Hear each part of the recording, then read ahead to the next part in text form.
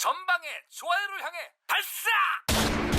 독소전쟁이 한창이던 1942년 독일군의 신형 다목적 기관총 MG-42가 전선에 투입되자 소련군은 기존의 맥심 중기관총과 DP-28 경기관총으로 MG-42에 대항하는 데 한계가 있다고 판단.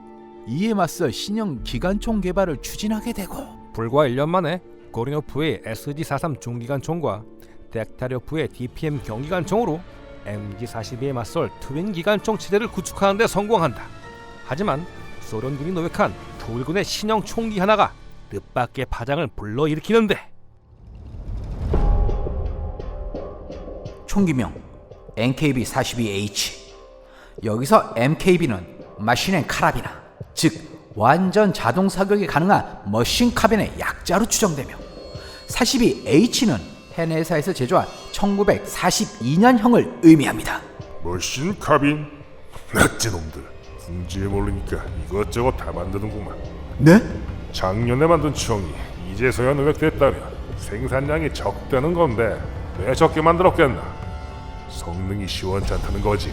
아직까지 대량으로 보급되지 않은 건 확실한데 성능 탓은 아닌 것 같습니다. 무슨 말이지? 작년 홀룸 전투 때 독일군이 썼던 총이 바로 이 기종이라고 합니다. 뭐라고? 진짜. 이거 추가 확보에 전력을 기울이도록.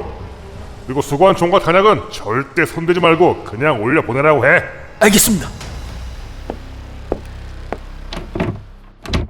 빌어먹을 낫지놈들. 또 터무니없는 총을 만들었군.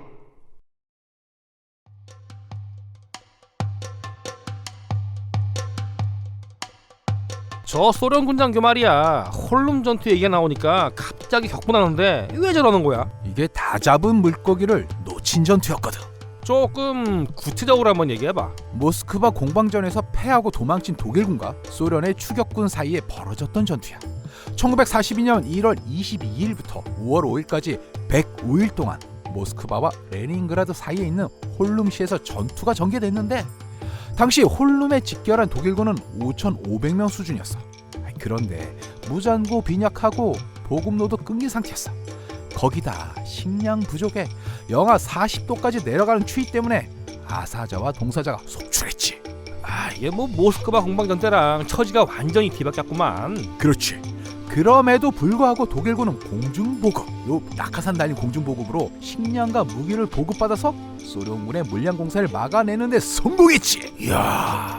이때 보급받은 무기 중에 NKB-42H 35정이 포함돼 있었어.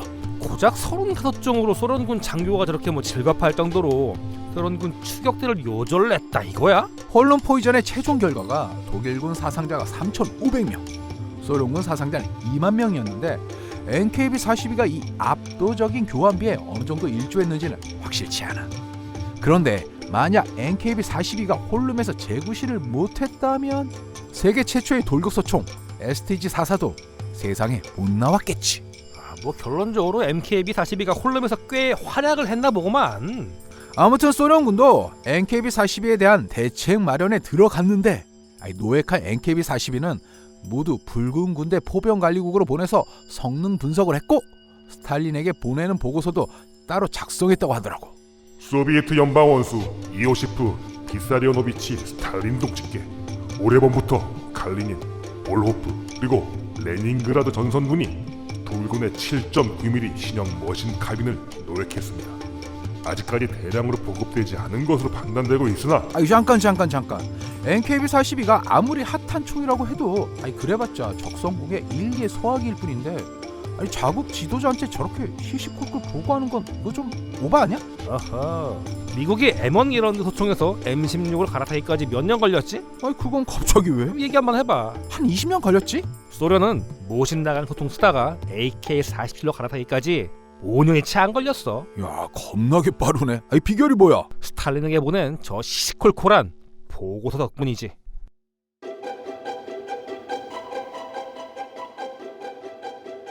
스탈린에게 보낸 저 보고서 결론을 요약하자면 MKB-42는 권총탄보다 강하고 소총탄보다 약한 중간탄을 사용하는 관계로 기관단총보다 저지력과 사거리 면에서 앞서고 소총보다 연사력과 장탄수 면에서 앞섭니다.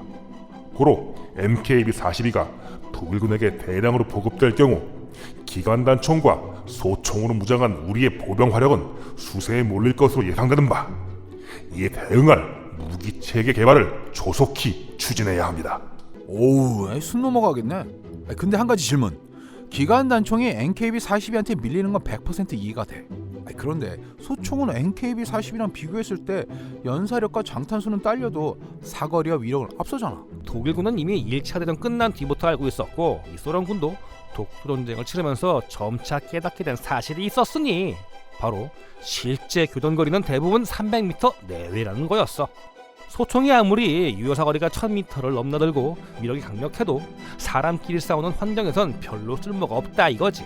그러겠네. 그렇지. 이 중간탄은 적당한 크기와 적당한 위력을 갖춘 덕분에 풀 오토로 쏴도 이 반동 컨트롤이 용이해서 시가전에 굉장히 특화된 탄이라고 봐도 무방할 정도였어. 근데 말이야, 그 중간탄이란 게 카98K용 7.92mm 마우저탄 탄피를 23mm 싹둑 잘라내서 만든 거 아니야? 아이고 뭔 소리. 이 중간탄이란 물건이 1934년부터 테스트에 들어가서 무려 7년 만에 완성된 탄이야. 이 마우저탄하고는 구경만 같지 서로 완전히 다른 탄이다 이거야. 오, 이게 탄자의 형상 자체가 완전히 틀리네. 그렇지. 역시 게르만 장인들은 탄약 하나라도 대충 만드는 법이 없구만. 당연하지. 그래서 결론은 소련의 총기 설계자들이 게르만 테크놀로지를 카피하기로 했다, 이건가? 허허, 누가 누굴 베낀다는 거야. 이 MKB-42는 슬라브 테크놀로지 아니었으면 나오지도 못했어. 슬라브 테크놀로지?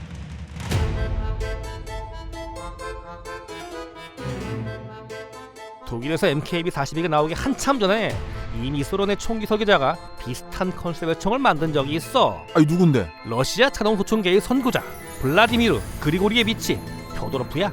1874년생으로 러시아에서 가장 오래된 군사 교육기관인 미하일롭스카야 포병 아카데미를 졸업하고 러시아 제국 국방부 포병관리국 포병위원이 된 후에 수많은 총을 설계했던 인물이지.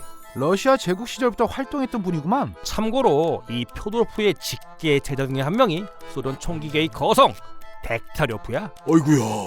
아무튼 1차 대전이 한창이었던 1916년 표도로프는 러시아 최초의 자동소총 아프토마트 1916을 만들어내는 데 성공했어. 이 자동소총의 가장 큰 특징은 러시아 자국산 7.6mm 오사 알탄보다 훨씬 마일드한 수입산 6.5mm 아리사카탄을 쓴다는 점이야. 덕분에 풀 오토 사격을 해도 이게 뭐 꽤 안정적인 탄착군을 유지할 수가 있었지. 요즘으로 치면 돌격소총보다는 전투소총에 가깝네. 그렇지. 뭐 어쨌거나 이 총은 꽤 좋은 평가를 받았어. 하지만 당시 러시아는 이 비싸고 복잡한 총을 대량 생산할 여력이 없었어요. 거기다 이 전쟁 중에 내전까지 발발하는 바람에 생산량이 더 줄어들었고, 소비에트 연방 체제가 자리 잡은 1925년엔 사용탄 표준화 차원에서 아예 생산이 중단됐지. 돌고 돌아서 다시 7.62mm 오사 알탄으로 안착했구만. 다행히 이 표도로프가 키워낸 제자의 제작격인 시모노프가 자동소총 AVS-36을 선보이면서 자동소총의 명맥을 이어갔고, 토카레프가 그 후속작인 SVT-40 반자동소총을 개발해서 이 독소전쟁 당시에 꽤 많이 사용을 했는데, 문제는 이 소련군 병사들이 SVT-40을 별로 안 좋아했다는 거야. 아이, 그럴만도 하지. 반자동 방식이라 명중률도 모신 나강에 비해 뒤처지고, 구조가 복잡해서 내구성도 떨어지고, 관리도 어렵고, 한마디로 말해서 다루기 어려운 총이잖아. 그렇지. 그런데 독일군이 소련이 처음 쳐들어왔다가 SVT-40을 보고 입이 쩍 벌어졌어. 아니, 소련군이 이렇게 훌륭한 반자동 소총을 만들어 쓰고 있었다고? 소련군한테 천대받던 SVT-40을 독일군이 극찬했다, 이건가?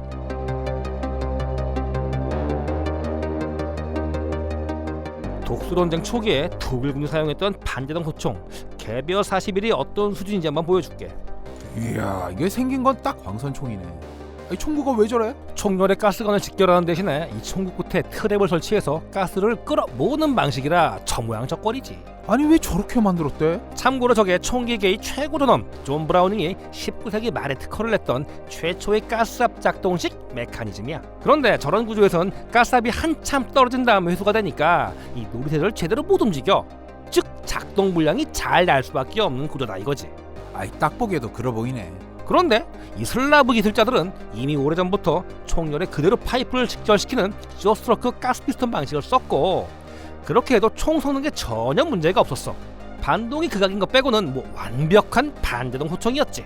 독일군이 슬라브 테크놀로지에 이거 제대로 한 방 먹었구만. 그래서 독일군이 SVT-40의 힐팅 볼트 구조를 그대로 복제하고 미리 개발해둔 중간탄을 활용 점정식으로 끼워 넣어서 탄생시킨 총이 MKB-42H였어. 아이 그 무시무시한 NKB-42도 결국 소련총을 베낀 거였구만. 그러니 소련의 총기 전문가들이 MKB-42를 열어보고 뒷목을 잡았던 거지. 결국 펴도로프를 필두로 덱타리오프, 토카레프, 시모노프 등 소련의 전설적인 총기 설계자들이 한데 모여서 내린 결론은 권총탄과 소총탄으로 양분돼 있던 자동화기용탄을 중간탄으로 통합하자 이거였어. 이는 기존의 소화기 체계를 완전히 일신해야 한다는 걸 의미했고, 그러기 위해선 엄청난 물적, 인적 자원이 투입돼야 했지. 그래서 스탈린의 결단이 필요했던 거구만. 그렇지. MKB-42 보고서를 읽어본 스탈린은 짧게 한마디 남겼지. 이길 방법이 이것뿐이라면 신속히 진행하도록. 스탈린의 제가가 떨어지자마자 소련의 탄약 전문가들과 총기 설계 전문가들은 신형탄 개발에 들어갔는데, 독일이 7년 걸려서 개발한 중간탄을 소련은 불과 5개월 만에 뚝딱 만들어내는 기염을 토했지. 5개월? 이야. 그리고 소련제 중간탄이 나오자마자 이걸 기반으로 하는 경기관총, 반자동 카빈, 돌격 소총 경진대회가 1943년부터 시작됐어. 그리고 불과 1년 만에 우승작들이 나오기 시작했는데, 1944년에 덱타리오프의 RPD가 경기관총 경진대회 우승컵을 차지했고, 1945년엔 시모노프의 SKS가 반자동 카빈 경진대회 우승컵을 차지했어. 돌격소총은? 돌격소총 쪽은 대회가 중단됐어. 아니 왜? 1차 예선 우승자이자 강력한 우승 후보였던 후다예프가 갑자기 사망했거든.